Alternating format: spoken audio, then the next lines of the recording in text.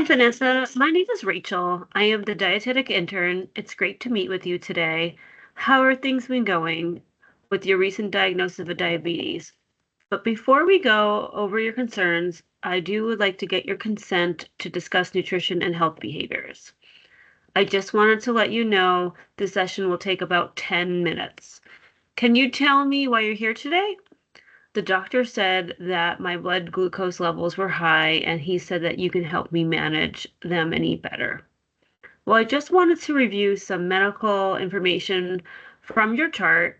You had gestational diabetes in the past. You're currently on metformin. Your fasting blood glucose was a little bit high, which was 222, and your A1C was about 8.2, which was high after a 3 month. What is your current routine for checking your blood sugar? Do you have one right now? Not often or consistent. I would like to know more information on how to manage my levels. And overall, we would like you to achieve and maintain a target A1C of about less than 7% over 3 months compared to the 8.2. So like just eating healthier would be something that you can do to kind of manage that. And we also would like you to see your 2 hours after eating that your blood sugar be less than 180 milligrams per deciliter. And then your fasting blood glucose, which is when you wake up in the morning, would be 80 to 130 milligrams per deciliter. So that's the target range.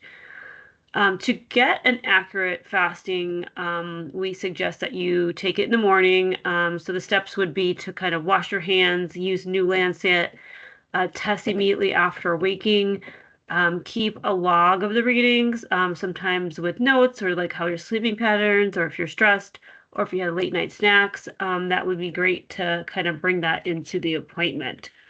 What do you think the biggest challenge for you would be to manage your blood sugars? Planning meals. I usually have coffee in the morning with medication, and I don't really eat anything else, so I kind of get nauseated. Well, it sounds like that you are busy and that meal planning can be challenging. What are your thoughts on having smaller meals throughout the day, and what do you think would happen if you had those smaller meals? What would happen to your blood glucose levels? Um, well, I think maybe that would help me manage my blood glucose and they wouldn't run so high. Yes, I think that if you have those meals, it could keep your blood glucose in target and a target range. So the best thing to do is try to eat the same amount of carbohydrates the same time each day. So I don't know if you ever heard of this, but do you ever hear of the plate method? Not really. Not didn't really hear of that before. Well, the plate method, I'm going to share my screen and show you the plate method. So the plate method is basically start out with a 9 inch, if you see my cursor, a 9 inch dinner plate. So this is a regular plate, it's not an oversized plate. You want to fill your plate with non-starchy vegetables. So those could be over here. So some examples of the non-starchy vegetables are broccoli, lettuce, peppers, also cucumbers, mushrooms. So all of these on this side here. And then we also would like to focus on our meats. So this is a quarter of the plate. So our protein. So you can have chicken, you can have seafood, tofu, um, and also would be a quarter of your plate would be some, along with protein, would be your carbohydrates. Now, there's beans in this column, and the reason why we would like to keep our plate a quarter, the quarter grains and a quarter protein and half fruits and vegetables is that Carbs can raise our blood sugar, but by eating a balanced plate, you can control your blood sugars. Okay. So beans are kind of protein, but they're also considered a starchy vegetable.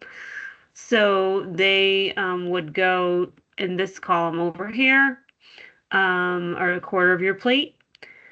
We also want to include healthy fats, and healthy fats also would include avocados or olive oil, nuts and seeds. We just want to be mindful of our portion sizes. So we want to make sure that we have the correct portion sizes as well as the amounts of our oils. So we would like to have small amounts of oil, like 1 to 2 teaspoons. And you can see down the bottom here, you can use tip of your thumb for 1 teaspoon, and that will limit some calories and grams of fat. We also want to think about our beverage choices. So we want to make sure that we avoid kind of sugary drinks and juices. We should drink more water, avoid sugary drinks, and in coffee, limit our sugar and cream. What are some of the ways that you can change your plate? I know that for dinner, you had that sofrito chicken. What are some ways that you can change your plate? Well, I like beans, rice, and the chicken, tomatoes, carrots, and peppers. Maybe I can make half of my plate tomatoes, carrots, and peppers, a quarter of my plate chicken, and a quarter of my plate rice and beans. Yes, so that's a great idea. I think that's a great way that you can watch your portion sizes and your calories. I also can send this over to you. I can send the My Plate over to you. And have you ever used carb counting as far as with the plate method? No? Okay. Well, carb counting would include a quarter of your plate carbohydrates being 30 to 45 grams of carbs, and a half of your plate being non-starchy vegetables, which are low carb, and they basically will fill you up. We also have um, the carb counting includes 1 carb serving would be 15 grams of carbohydrates.